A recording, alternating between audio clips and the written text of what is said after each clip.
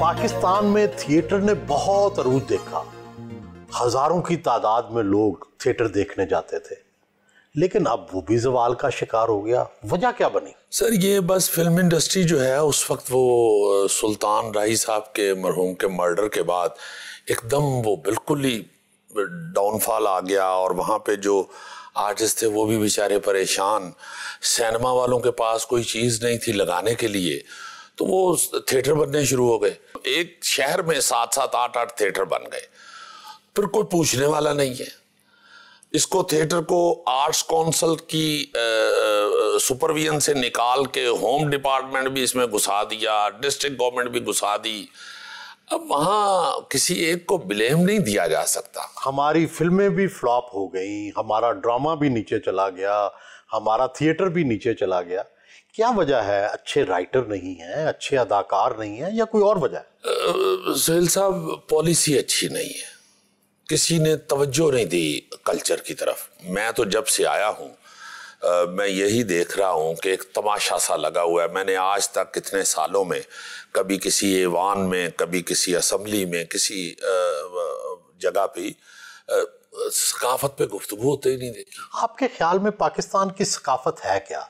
क्या हम मोइंजो-दाड़ो से अपनी सकाफत का आगाज करें, मोहम्मद बिन कासिम से करें, या आपके ख्याल में क्या है हमारी? अब शुरू से एक तजाद है ना कि भाई पाकिस्तान की सकाफत है क्या? क्या कौमी सकाफत है, पंजाबी सकाफत है? किसको बनाए आगे से? अर्ज ये है कि डेफिनेशन तो इसकी ये है कि आबाओ अजदाद की रवायात का नाम सकाफत है। कहाँ गए वो लैंग्वेज लवर लोग?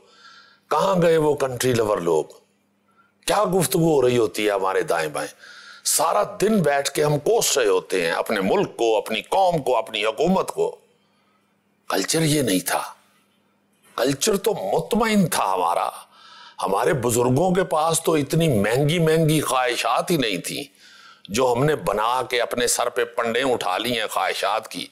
और जितनी ख्वाहिश सस्ती है, वो तारक बलोच सहराई का फिक्रा है, बड़ा प्यारा मुझे लगता है कि जिसकी जितनी सस्ती ख्वाहिशात हैं वो उतना अमीर आदमी है। हमारा और हिंदुस्तान का कल्चर एक है, वो तो अपनी सदियों पुरानी रवायात चलाते हैं। हम मुस्लिम रवायात, कौमी रवायात पे चलते हैं। कि आपकी नज़र में, आप तो माशाल्लाह सर इदराक रखते हैं। देखें, आपने हिंदुस्तान का नाम लिया, इंडिया का। उन्होंने अपनी सकाफत दिखा रहे हैं, वो उसे मॉडर्नाइज करके दिखा रहे हैं। मैं नहीं कहता कि वहीं फंसे रहो, मैं नहीं कहता वहीं फंसे रहो। आप टीपू सुल्तान, आप हैदर अली, आप हर चीज दिखा सकते हैं। मैं नहीं कहता कि उधर वहां ही जाके उनको दिखाओ जिस पीरियड में वो रहते थे और जो सिचुएशन उधर थी, उसे मॉडर्नाइज करें, उसे लोगों के लिए। देखें, बात यह है कि वो मत दिखाएं जो लोग देखना चाहते हैं। जो आप दिखाना चाहते हैं उसे इस काबिल बनाएं कि लोग देखें। जो बिकता है वो चलता है। नहीं बिकता तो फिर सर आपको पता है कि क्या क्या बिकता है यार। आपके नाना पंजाबी के बहुत बड़े राइटर थे, पंजाबी से आपका एक खानदानी तल्लक है। क्या वजह है कि पंजाबी ज़बान भी ज़वाल का शिकार है और उसका लिटरेचर भी? हमारे यहाँ है ना जी ज़वाल पजीर, यही तो मैं कह रहा हूँ। अब इसी पे आप देख ले, क्यों नहीं पढ़ाई जाती पंजाबी?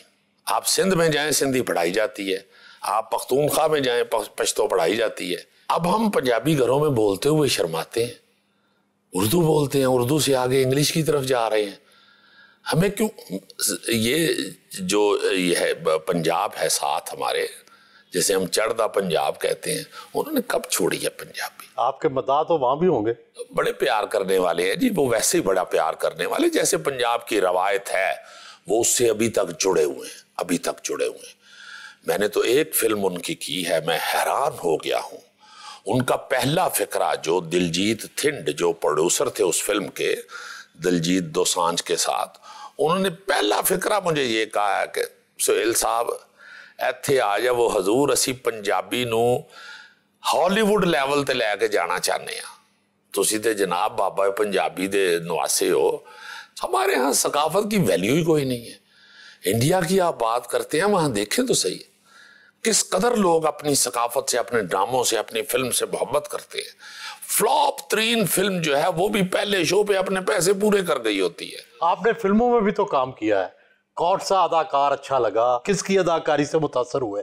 मैंने नदीम बेग साहब के साथ भी फिल्में की हैं जी, बड़े प्यारे, बड़े खूबसूरत, और मैं समझता हूँ कि यहाँ पे सबसे ज्यादा ड्यूरेशन जो है वो उन्हीं की है। और खवातीन में बाबरा शीफ साहिबा कमाल आर्टिस्ट थी। सुल्तान राही के साथ भी, सुल्तान राही साहब के साथ भी फिल्में की हैं, बहुत। उनसे आपकी बड़ी दोस्ती भी? बहुत दोस्ती थी, वो उनकी सबसे दोस्ती थी। थिएटर के अदाकारों में सबसे अच्छा कौन लगा? अच्छा, ये थिएटर की गुड लक है।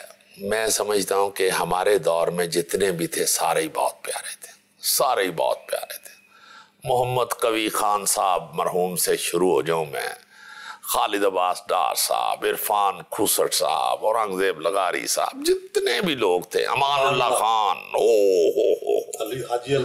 हाजी अलबेला साहब, बब्बू बराल, मस्ताना साहब, बस हर बंदा एक से एक बढ़ के हीरा था। अभी जो आपने थिएटर की बात की, मैं समझता था कि हमारे पास सिर्फ एक वेपन है, थिएटर। अपनी इस शोबिस की जंग लड़ने के लिए सबसे बेहतरीन हथियार जो किसी दूसरे के पास उस वक्त नहीं था। जब पहला लाफ्टर के लिए ये हंसने हंसाने का शो शुरू हुआ, मुझे उसका नाम नहीं याद, इंडिया में, तो मैंने देखा, तो मैंने कहा लो भाई, ये इनको पता चल गया है कि सबसे कीमती हथियार जो है वो कॉमेडी है। किसी अदाकार से मुतासर हुए हैं और उसकी अदाकारी को फॉलो करने की, कॉपी करने की भी कोशिश की है? मेरी आदत है शुरू से ही ना जी, मैं ऑब्जर्व हर एक को करता हूँ, सबको ऑब्जर्व करता रहता हूँ, मेरी एक आदत है। मैं आने से पहले ना जी, मुझे अजमल खान साहब जो हीर रांझा में जिन्होंने कैदों का रोल किया, उनसे मैं बड़ा मुतासिर था। उनके 2-3 मैंने बिल्कुल डिफरेंट रोल देखे और मैं बड़ा हैरान हुआ कि कितने बड़े आर्टिस्ट हैं। जब मैं आ गया तो फ़खरी अहमद साहब की शागिर्दी में आ गया। फ़खरी अहमद साहब जैसा भी क्रैक्टर एक्टर मैंने नहीं देखा। क्या बात है, वाह वाह वाह, हर रोल डिफरेंट और बड़े ही मेहनती आदमी थे।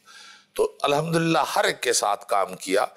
बल्कि मेरी आदत होती थी सुहेल साहब, मैं एक्टरों से हट के भी ना जी बुजुर्गों के पास बैठने की मुझे आज तक आदत है। मैं तुफैल नियाजी साहब के पास सारी रात बैठा रहा, सलामत अली खान साहब के पास बैठने का शर्फ हासिल, लाला अताउल्लाह ईसा खेलवी साहब के पास बैठने, मतलब मैं ना जी जरूर बुजुर्गों के पास बैठता था और उनसे कुछ ना कुछ जरूर मिल जाता था।